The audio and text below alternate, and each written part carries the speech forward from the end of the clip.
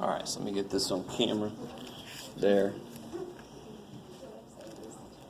Do you guys remember the Occupy Wall Street movement? Anybody? They were very short-lived.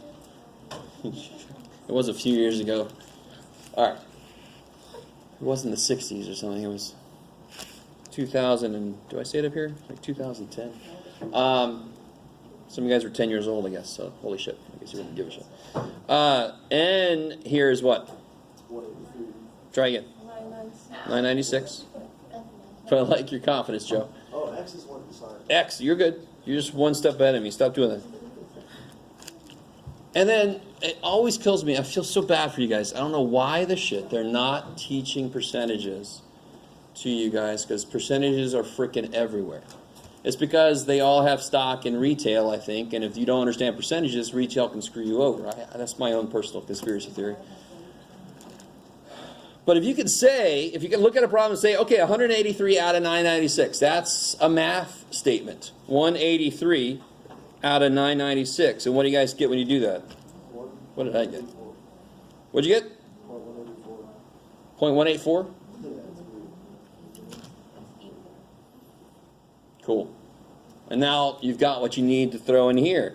Z star is my data, 0.184, minus, it's always the number from the claim. We're assuming this is true, that it is 20%, and we're trying to show evidence against that. Yes, ma'am? I have a question on the first part. So when you state the claim, is it always going to be P? Why does this have a P in it, this one? Because it's a claim about a percentage. If it's a claim about a mean, you better use mu. I like it. So 0.184 minus 0.2, we're assuming that's right, divided by square root of 0.2 times 0.8 divided by 996. I like it. And this is that standard deviation that we stole from the confidence interval that we made. It's always nice to reuse your work, right? I already did that work. Let's just steal it. So 0.184 minus 0.2, enter, divided by, you can do it all in one step if you put the top in parentheses, of course, right? Which is normally the way I do it, but for some reason I didn't. 0.2 times 0.8 divided by 996. So make sure you're still under the square root for the whole damn thing. So I get negative 1.26, which I think is what I saw just about everybody get.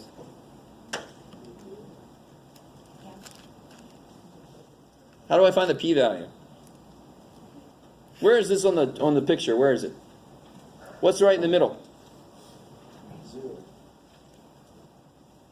So where's negative 1.26? In the middle of these. In between these two. I like it. What's this shaded part? What is that? What's that? What is that? The area. How much? Yeah, the area. What is it exactly? Tell me. 0.05. So the alpha is the area in the tail of the critical, of the benchmark z-score. Right? The thing you got to try to get to. The p-value is the area in the tail that my z-score makes. That's it. That's why I can compare z-scores or I can compare p-value and alpha, because they're like analogous to each other. Analogies? Can somebody tell me then what's that p-value? What's in the area? What's the tail of the negative 1.26? You just have to look it up. 0.10. Yeah, so it looks like the p-value is 0.1038. That's this area right here. And one thing I want you to come out of this class, in order for a p-value to show evidence, the p-value has to be very, what? Very nice. No, very small. Because that is the probability that what I just did would have happened even if things were fine. Right? So I want, if it's very small, then more than likely things are different. It's evidence that something is different. Is this p-value small? No, it isn't. 10% is huge. Right? 5% is getting better. 1% is even better. Right?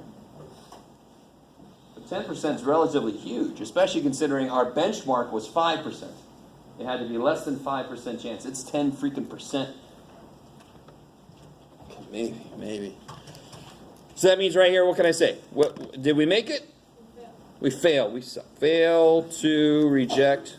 Because like, speak for yourself, Jeff.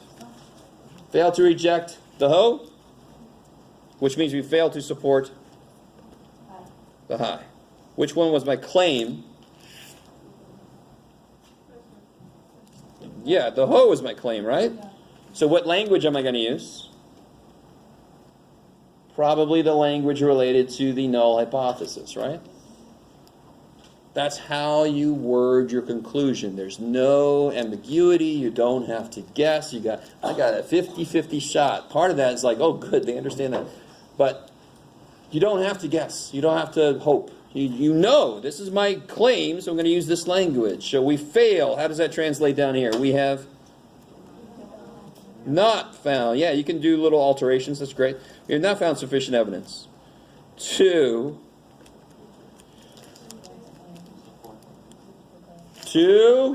reject the claim that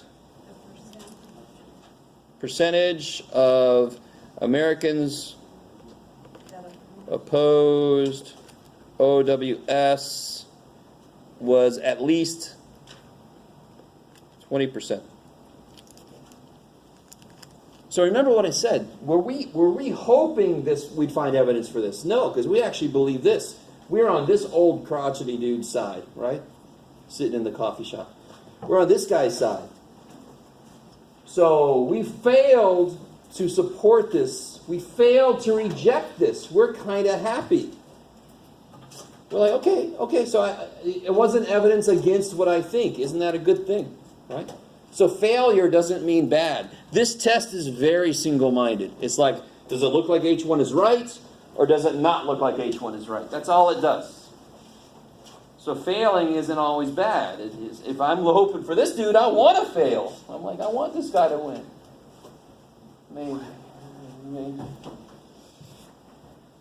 How much time we got? Not much. Let's kind of start this. We'll finish it next time. It's part of our review. So I teach a 4-week stats course in the intercession. This and for all this? Yeah, used to be 3 weeks. What the shit's wrong with those people? How long is the I don't know. class? 4 weeks. Oh, you mean each day? Like 3.5 hours. Every day? Monday through Friday, yeah. And some Saturdays, don't joke. So, this kind of makes sense that if I'm really curious. Normally they do better. But I'm really curious how long it sticks in their head versus taking a regular semester length course. How long does it stick in your head? And some of you guys are like, what we did earlier is out. I don't know what you're talking. So let's just read through this and do the first couple steps together so you guys can maybe do this on your own later. Let's see. What do I know? What's the claim?